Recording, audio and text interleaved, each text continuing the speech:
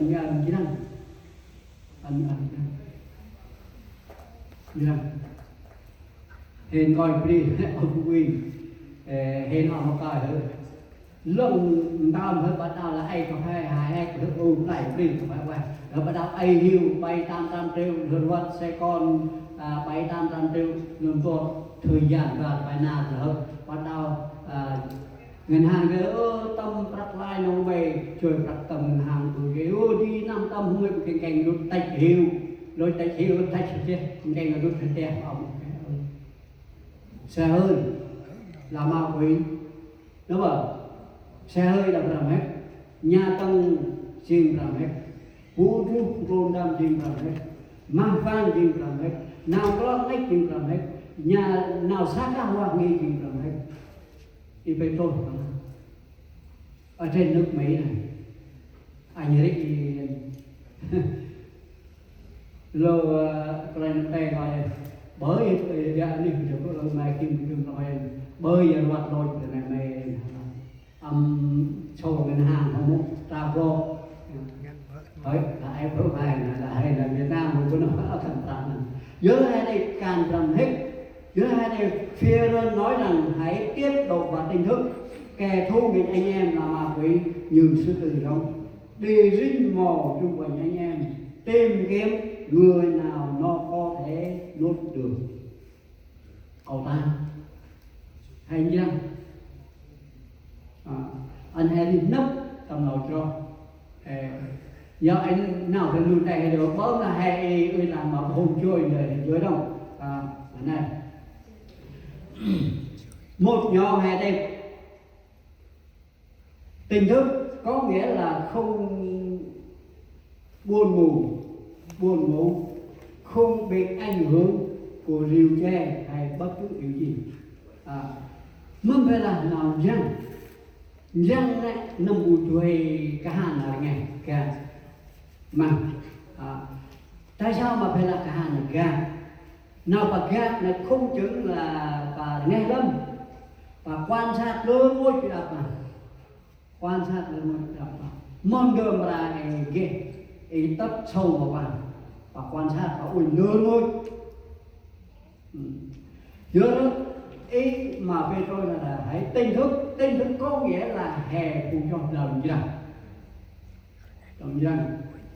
nào quần cặp nào lập xa nào phân nào lương nào cung đi nào âm bon nào mơ u nào hay trong dân hay trong dân ở cả này nhớ nó lâu cái thiên bù là quay bảo nào hay tinh thức từ giây phút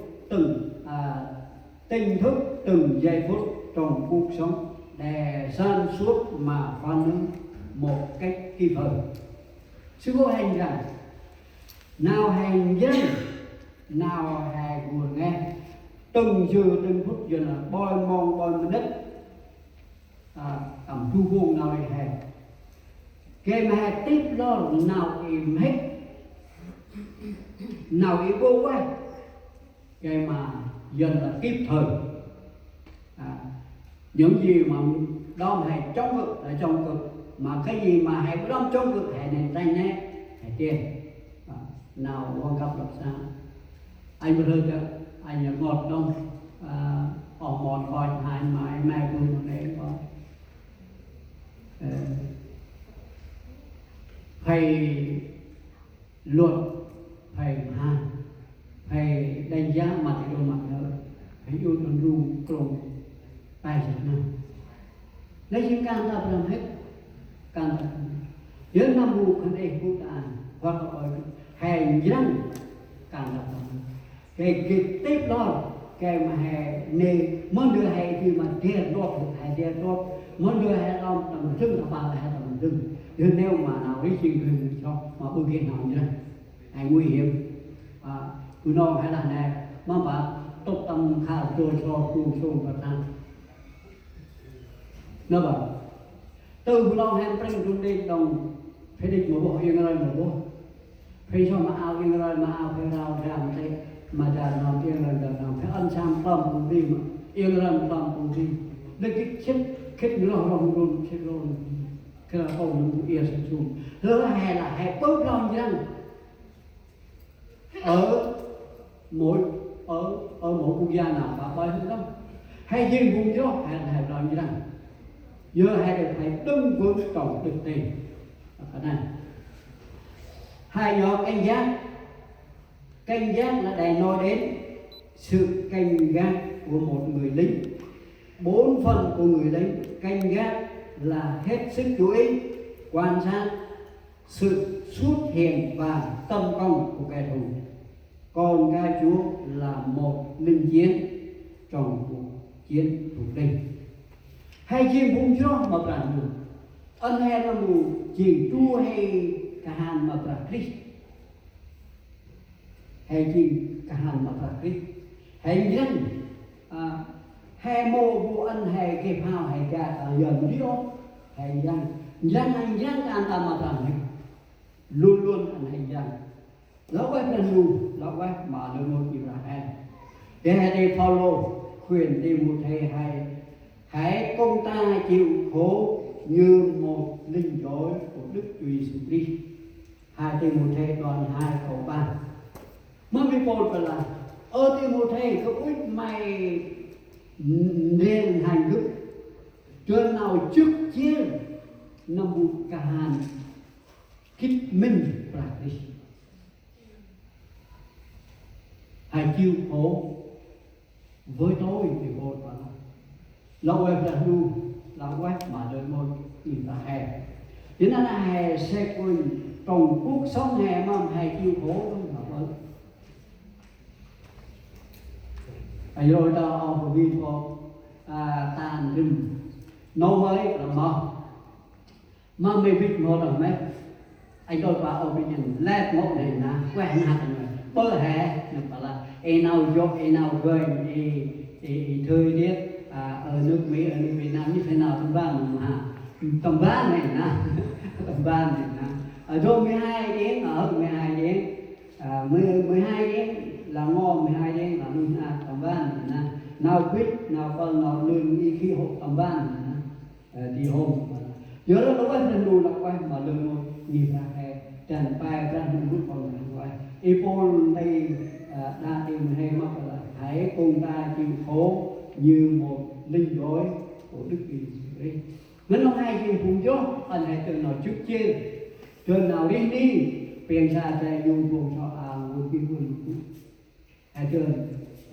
em cho ấp can ra mình chúng hè cái ấp trên ngọn đường ba lớn hãy đứng vững trong đức tin câu 9 hãy đứng vững trong đức tin mà chống cự nó vì biết rằng anh em mình ở rải khắp thế gian cũng đông chịu hoàn nạn như mình. Kính thưa hội thánh, nào con là điều rất đúng. Ở Timothée ăn mày soi gần nào trước viên mà cực ăn mày nấp tầm nào mày cho tầm lớn đặt làm hết mày hít chi hòn nồi hay cụ làm lên tôi lên đồ trơn lên nào chút chi trong đoạn này không mỗi người mỗi lo lắng mỗi người mỗi khó khăn ta nói được gì là còn đi qua phân đoạn hình thành gì được hãy đứng vững trong thực tế cũng nấp tâm nào cho anh ta đi giúp đâu nước Mỹ có nhiều hệ phái tầm ban nhưng vùng sinh hoạt ở phái nào đó tùy ý không cấm nhưng hè đi qua phân toán kinh hành gì luôn luôn luôn có người trên đều là trên lòng chút chiều thì đi tôi hay cái ơn bị nào vậy to giữa nó cái phần lùn mắm hay kèm mà la là nào chút chiều kèm hè trời la là nào can tâm mà còn hay cũng nấp tâm nào hay rồi dưới đây mẹ thì ghét thật đây ta đất nước Việt Nam mình có khả năng đây gì nào cho Ipol gọi là ngoài tin lành tôi đại giảng cho anh em không còn một tin lành nào khác chỉ một cái là tin ngồi ngoài nhớ đâu ai phân đu ước ao qua phân đoạn cảnh thành nhiều, hãy đừng vững trong cũng nấp trong lòng cho. Tại sao mà Petro và đa bánh chi là nấp do là nào lỗ môi can Abraham trước tay, đôi lúc gia đình bị tan vỡ luôn, can Abraham đôi lúc đất nước cũng tan vỡ luôn, chia ngăn can Abraham lâu về phần lu cầm kia u che tàng gà hay đen cũng bị tan vỡ, cái Abel cũng bị chết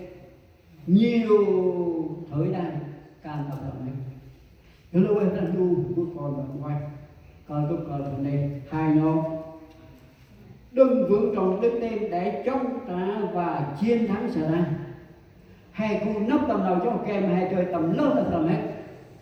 kem mà chơi là sợ ra mà chơi là sợ ra. Kinh rồi đấy, chúng ta đừng vướng trong đức tin của mình là đức tin sự cứu rỗi. Anh hay khu nấp